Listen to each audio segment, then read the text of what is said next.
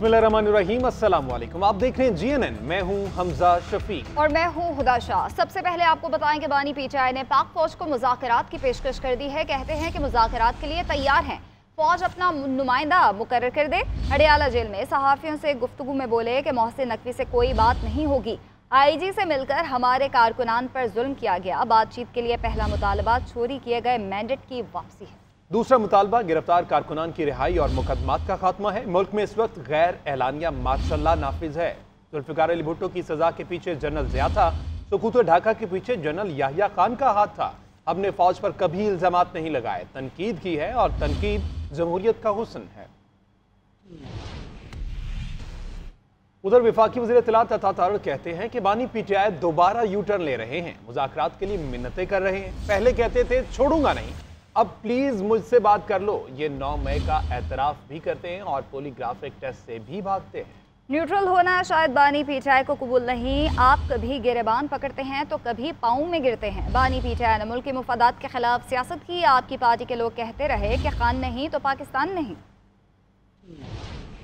जब न्यूट्रलिटी वाला ऐलान हुआ तो उन्होंने कहा कि न्यूट्रल तो जानवर होता है और न्यूट्रल तो कोई चीज़ नहीं होती। ये बहुत जल्दी सफ़र तय किया, मैं छोड़ूंगा नहीं से लेके मुझसे प्लीज़ बात करो। तो आज जो आप कह रहे हैं कि नुमाइंदा मुकर्रर किया जाए आपसे बातचीत करने के लिए, आपकी समझ नहीं आती है कि कभी गिरेबान पकड़ लेते हैं, कभी पैर पकड़ लेते हैं। ये यकदम सफ़र कैसे तय होता है? और देखिए, इस मुल्क की सलामती के ऊपर कोई कॉम्प्रोमाइज़ नहीं है। तो मैं ये समझता हूँ कि ये जो फौज के इदारे को सियासत में मुलव्वस करना चाहते हैं, ये इनकी एक नई साजिश है, एक नई कहानी घड़ी गई है जेल के अंदर से। खैबर पख्तूनख्वा के अंदर आपकी हुकूमत ने काउंटर टेररिज्म के लिए क्या किया? तो ये किस तरह की सियासत है और ये किस तरह की मुनाफिकत है? एंटी क्लाइमैक्स है उस फिल्म का जिसका उन्वान था मैं किसी को छोड़ूंगा नहीं। और आज जो ये तरला मिन्नत का प्रोग्राम जारी किया गया है, ये सिर्फ इस बात का शाखसाना है कि आपका एक सेल पकड़ा गया है और उसमें शवाहिद मौजूद हैं और इंशाअल्लाह ताला बहुत जल्द वो कौम के सामने है। किसी सियासी जमात से वाबस्तगी का इकरारनामा तब्दील नहीं किया जा सकता। आज़ाद उम्मीदवार मखसूस मुद्दत के बाद किसी जमात में शमूलियत नहीं कर सकता।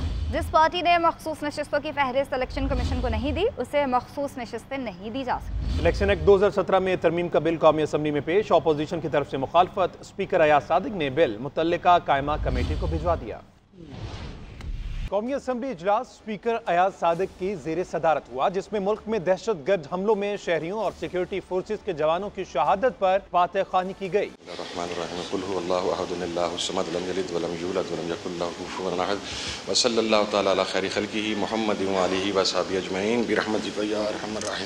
इजलास में लीगी रुकन बिलाल अजहर कयानी ने इलेक्शन एक्ट तरमीमी बिल ऐवान में पेश किया। इस मौके पर अपोजिशन ने बिल की मुखालफत की और नो के नारे लगाए, जिसके बाद स्पीकर कौमी असम्बली ने बिल मुतल्लिका कायमा कमेटी को भिजवा दिया। I wish to move that the bill to provide for the establishment of the National Excellence Institute, the National Excellence Institute Bill 2024 be passed. Now I put the motion to the House. The question is that the bill to provide for establishment of National Excellence Institute, the National Excellence Institute Bill 2024 be passed. Election तरमीमी act 2024 की पहली तरमीम के मुताबिक कोई अपनी किसी सियासी जमात से वाबस्तगी का इकरारनामा तब्दील नहीं कर सकता। दूसरी तरमीम में कहा गया कि जिस पार्टी ने मखसूस नशिस्तों की फहरिस्त इलेक्शन कमीशन को ना दी हो, उसे मखसूस नशिस्तें नहीं दी जा सकती। रुकन कौमी असम्बली बिलाल अजहर कयानी ने नेशनल एक्सीलेंस इंस्टीट्यूट के क़याम का बिल भी पेश किया, जिसकी ऐवान ने मुतफ़िका तौर पर मंजूरी दी। पीपल्स पार्टी की नफीसा शाह ने तफवीज़ करदा कानून साजी की जांच पड़ताल का बिल कौमी असम्बली में पेश किया। वज़ीर कानून ने बिल कमेटी में भेजने की सिफारिश कर दी। दफ़ा मामला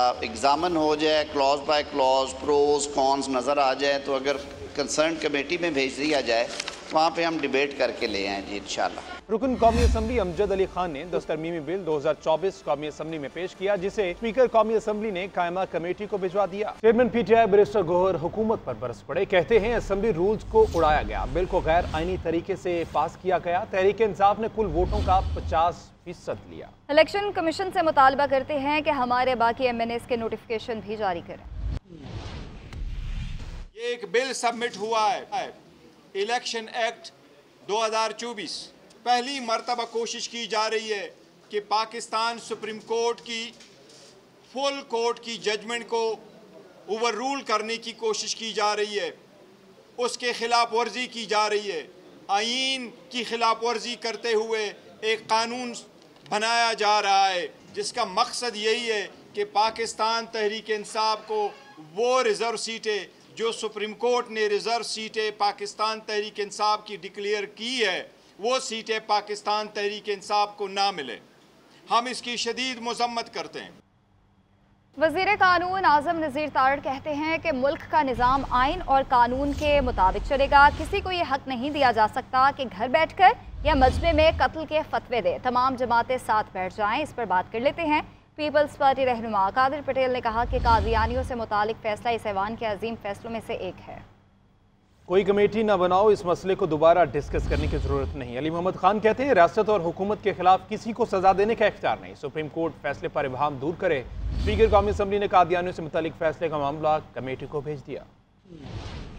आइन को रीराइट करने का या आइनी शिकों में लिखी हुई चीज़ों को एक नया रंग देने का इख्तियार नहीं है। तशरीह करते करते हम कई दफ़ा आइन रीराइट कर देते हैं। मिसालें आपके सामने हैं। रियासती निज़ाम की मौजूदगी में किसी को ये हक हासिल है कि वो कत्ल का फतवा जारी करे और वो भी मुनसिफ आला के बारे में। लेकिन जब ये मामला आइन और कानून का आए तो फिर जज्बात के साथ थोड़ा सा शऊर और अकल से भी सर हमने सोचना है। मेरी दरख्वास्त है कि इस इशू को आप इसके लिए स्पेशल पार्लियामेंट्री कमेटी बनाइए, उसमें सेनेट से मोहतरम मेंबरान को लाइए, उलमा कराम को बैठाइए, हमें मौका दीजिए और वो पार्लियामेंट्री कमेटी तब तक अपनी मीटिंग्स करती रहे और तब तक वो कमेटी अपनी ड्यूटी करती रहे जब तक सुप्रीम कोर्ट अपने इस फैसले पे नजरसानी नहीं कर लेता। सर सबसे पहले तो ये बात बता दी जाए कि देखिए अगर किसी को सजा देने का हक नहीं है और ये बात ठीक है तो किसी को ऐसे फैसले देने का हक भी नहीं है कि लोग खुद सजाएं देने पे तैयार हो जाए। ये आप भी जानते हैं, मैं भी जानता हूँ, ये ऐवान भी जानता है कि कुछ ऐसी चीजें हैं जिन पर हम अपने जज्बात पर काबू नहीं रख पाते और ये मसला उसमें सरे फहरिस्त है। चंद साबिक निगरान वुज़रा वावेला कर रहे हैं कि IPPs खत्म करें। जब आप हुकूमत में थे तो तब क्या सो रहे थे? अपोजिशन लीडर उमर अयूब का कहना है मुसद्दिक मलिक ने गैर संजीदा ऑफर की है। उनके अपने घर में फॉर्म 47 पर लड़ाई हो रही है। मुज़ाकरात के लिए हुकूमत के पल्ले कुछ नहीं है। शहबाज शरीफ और मरियम नवाज की गैर आईनी और गैर कानूनी हुकूमत है। मुस्लिम लीग नून की हुकूमत ने हमारा एनर्जी मिक्स 70% जो है वो आपकी इंपोर्टेड फ्यूल पे कर दिया कि बाहर से हम लोग लाएं। आपकी गैस पे, तेल पे, इन चीजों पे उसका हमने रिवर्स करना शुरू किया था कि हम लोग अपने जखायर पे करें। आपके पन बिजली पे, आपके सोलर पे हमने 80% लोड शेडिंग मुल्क में खत्म कर दी थी। सिर्फ 20% रह गई थी और उस पर भी हम लोग क्लियरेंस कर रहे थे। सिस्टम हमने ठीक किया, आपकी वोल्टेज ठीक हो गए थे। बिजली का रेट 17 रुपए फी यूनिट था, सिर्फ आज 85 रुपए यूनिट है और 100 रुपए से ऊपर जाएगा। हमने अपना सर्कुलर डेट का बहाव कम किया। इसके साथ साथ IPPs का जो डॉलर इंडेक्सेशन है उसको हमने फ्रीज किया कि लोगों को फायदा हो, इन लोगों के बिलों में कमी आए और एक जगह पे रहे। जिस दिन IPPs पर दस्तखत हुए थे उमर अयूब भी काबीना का हिस्सा थे। ये जनाब मुस्लिम लीग नून के वजीर थे। 5-7 जमातें बदल चुके, इसलिए शायद उन्हें याद नहीं रहता। वजीर पेट्रोलियम मुसद्दिक मलिक का उमर अयूब को जवाब। बोले उमर अयूब मुंशी नहीं वजीर थे। जब मुआहदे पेश हो रहे थे तो काबीना से उठकर क्यों नहीं चले गए? आज यहाँ वहाँ घूम रहे हैं। जब कलम हाथ में था तब क्यों नहीं छोड़ा? मुआहदा बुरा था तो दस्तखत न करते। सिर्फ फसाद फैलाने के लिए आज ये बातें कर रहे हैं। अभी मैं उमर अयूब साहब की भरपूर धुआंधार तकरीर सुन रहा था जिसपे वो तनकीद कर रहे थे 2013 की पॉलिसी कि जनाब इन्होंने मुल्क को बर्बाद कर दिया, कि जनाब इन्होंने कैपेसिटी पेमेंट कर दी, जनाब उस वक्त करप्शन हो गई, जनाब और जनाब वजीर थे उस वक्त, जनाब पाकिस्तान मुस्लिम लीग नून के वजीर थे, जनाब ने 5-7 जमातें बदली, जनाब को याद नहीं रहता कि तनकीद अपने ऊपर कर रहे थे। काबीना का जनाब हिस्सा थे, जनाब के पैरों के भी अंगूठे लगे हुए हैं उन कागजों के ऊपर जिनको आज आप तनकीद का निशाना बना रहे हैं। तो छोड़ देते ना उस दिन कि मुंशी तो नहीं थे, वजीर थे, तो मत करते। आज जो आप यहाँ वहां घूम रहे हैं कि हम जाएंगे और ये करेंगे वे करेंगे, तो जब कलम हाथ में कर देते ना। बराह रास्त आपको लिए चलेंगे। हाफिज नईमुर रहमान इस वक्त धरने से खिताब कर रहे हैं। जिम्मेदारी नहीं वो ये बाहर कराने की कोशिश करते हैं। वो ये बताना चाहते हैं कि IPPs और हुकूमत की जमातें हर दौर में मिलकर जो तुम्हारा खून चूसते रहे हैं और 8-9 हजार अरब रुपए पिछले 10 साल में ये तुमसे कैपेसिटी पेमेंट के नाम पर बगैर बिजली की पैदावार के तुमसे हासिल कर चुके हैं। ये तुम्हारी किस्मत है, इस किस्मत को कबूल कर लो, क्योंकि मुआहदे हैं और इन मुआहदों के खिलाफ हम कुछ नहीं कर सकते। تو یہ جو زہر اتارتے ہیں اپنے پروپیگنڈے کے ذریعے، میں ان سے یہ کہنا چاہتا ہوں اور 25 کروڑ لوگوں کو یہ پیغام دینا چاہتا ہوں کہ یہ ٹوٹل فراڈ ہے، یہ جھوٹ ہے، یہ دھوکہ ہے کہ کچھ نہیں ہو سکتا۔ میں آپ کو بتاتا ہوں۔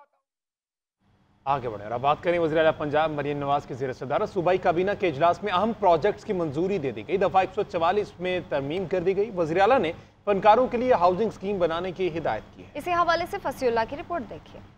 وزیر اعلیٰ پنجاب مریم نواز کی زیر صدارت صوبائی کابینہ کا 12واں اجلاس منعقد ہوا۔ اجلاس میں بڑے فیصلے اور اہم پروجیکٹس کی منظوری دی گئی۔ اجلاس میں فنکاروں کے لیے ہاؤسنگ اسکیم بنانے کی ہدایت کی گئی۔ Chief minister Punjab climate leadership development program میں انٹرنشپ شروع کرنے کی منظوری دی گئی، جبکہ تمام محکموں کو پیڈ انٹرنشپ شروع کرنے کی ہدایت دی گئی۔ اجلاس میں مختلف اضلاع میں 80 ارب روپے کے 3000 پروجیکٹس کا جامع پلان پیش کیا گیا۔ اجلاس میں ای بائک کے انشورنس کے سوا باقی تمام چارجز حکومت کو ادا کرنے کی ہدایت جاری کی گئی۔ اجلاس میں Punjab enforcement and regulatory authority higher اور school education e transfer policy کی منظوری دی گئی۔ اجلاس میں فیصلہ کیا گیا کہ 2000 طلبہ کے لیے 3 ماہ کی انٹرنشپ کی منظوری، جبکہ ماہانہ 25,000 ملے گا۔ اجلاس میں ای بائک اسکیم میں مزید 10,000 الیکٹرک بائک شامل کرنے کی منظوری بھی دی گئی۔ پنجاب انفورسمنٹ ریگولیٹری اتھارٹی صوبائی، ضلعی اور تحصیل کی سطح پر کام کرے گی۔ اجلاس میں ضابطہ فوجداری 1898 کے تحت دفعہ 144 میں ترامیم کی منظوری دی گئی، جس کے تحت ڈپٹی کمشنر 30 دن، ہوم سیکرٹری 9 دن اور کابینہ زیادہ مدت کے لیے دفعہ 144 کا نفاذ کر سکے گی۔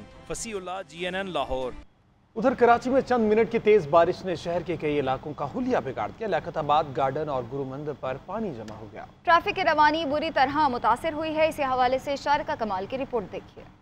چند منٹ کی تیز بارش نے شہر کا حلیہ بگاڑ کر رکھ دیا۔ شہری سڑکوں پر رل گئے۔ محکمہ موسمیات کی شہر میں بارش کی پیش گوئی کے باوجود بھی متعلقہ ادارے نکاسی آب کے انتظامات کرنے میں ناکام رہے۔ تالاب کا منظر پیش کرتی یہ سڑک گارڈن کی ہے۔ کچھ کلومیٹر دور گرو مندر چورنگی کا حال بھی کچھ مختلف نہ تھا۔ کئی فٹ تک جمع پانی نے ٹریفک کی روانی کو بری طرح متاثر کیا، جبکہ کئی گاڑیاں بند ہی ہو گئیں۔ لوگ جو ہے اتنے پریشان ہیں، روڈ پانی کی وجہ سے، روڈ خراب ہونے کی وجہ سے اتنا ٹریفک ہے۔ شہر کا جو ہے بہت برا حال ہے، ہر جگہ پانی ٹھہرا ہوا ہے، کہیں سے پانی نکلنے کے چانسز ہی نہیں ہے۔ لیاقت آباد، لالو کھیت، عیسیٰ نگری، 10 نمبر انڈر پاس، جاخانہ چورنگی اور جیل چورنگی سمیت کئی سڑکوں پر ندیاں بہنے لگیں اور پریشانی عوام کا مقدر بنی۔ کہاں سے پیدل کھینچتا ہوا آ رہا ہوں، اتنا پانی، نکاسی کا بھی کوئی انتظام نہیں ہے۔ پانی کی وجہ سے بہت مشکلات ہو رہی ہے، موٹر سائیکل بھی بند ہو گئی ہے اور گڈھوں کا بھی خطرہ ہے، لہٰذا بہت خطرناک ماحول چل رہا ہے اس ٹائم۔ محکمہ موسمیات کے مطابق آئندہ 24 گھنٹوں کے دوران شہر میں وقفے وقفے سے معتدل اور تیز بارش کا امکان ہے۔ دوسری جانب ڈپٹی میئر کراچی سلمان عبداللہ مراد نے شہر کے مختلف علاقوں کا دورہ کیا۔ کیمرہ ٹیم اور ساتھی سید عاطف علی کے ساتھ شارکہ کمال، GNN کراچی۔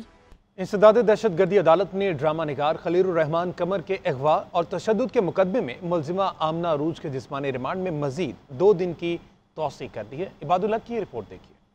پولیس نے جسمانی ریمانڈ کی میعاد مکمل ہونے پر آمنہ عروج کو انسداد دہشت گردی عدالت میں پیش کیا اور مزید جسمانی ریمانڈ کی استدعا کی۔ پولیس نے استدعا کی کہ ملزمہ سے تاوان کی رقم برآمد کرنی ہے، اس لیے جسمانی ریمانڈ دیا جائے۔ عدالت نے ملزمہ سے استفسار کیا کہ کیا انہیں رقم کا علم ہے۔ اس پر آمنہ عروج نے جواب دیا کہ احسن شاہ یا پھر ذیشان کے پاس رقم ہو سکتی ہے۔ ڈرامہ نگار کے وکیل نے بتایا کہ آمنہ عروج کا دیگر ملزموں سے قریبی تعلق ہے، تفتیش کے لیے مزید جسمانی ریمانڈ دیا جائے۔ خلیل الرحمان قمر کے وکیل نے نشاندہی کی کہ ان کے موکل درویش ہیں۔ اس پر عدالت نے باور کروایا کہ درویش آدمی تو صبح 4 بجے تہجد پڑھتا ہے، یہ کیسے درویش ہیں؟ ملزمہ آمنہ عروج نے عدالت میں رونا شروع کر دیا اور بتایا کہ ان کے والد بیمار ہیں اور وہ 3 بہنیں ہیں، وہ واحد کمانے والی ہیں، ان کے ساتھ ناانصافی ہو رہی ہے، ان کا دل کرتا ہے کہ انہیں موت آ جائے۔ ملزمہ کے بقول حسن شاہ، خلیل الرحمان قمر دونوں نے انہیں بلیک میل کیا۔ آمنہ عروج نے بتایا کہ حسن شاہ نے ان کی ویڈیو وائرل کر دی۔ ملزمہ نے وضاحت کی کہ خلیل الرحمان قمر کو اپنے فلیٹ پر بلایا لیکن اغوا نہیں کیا۔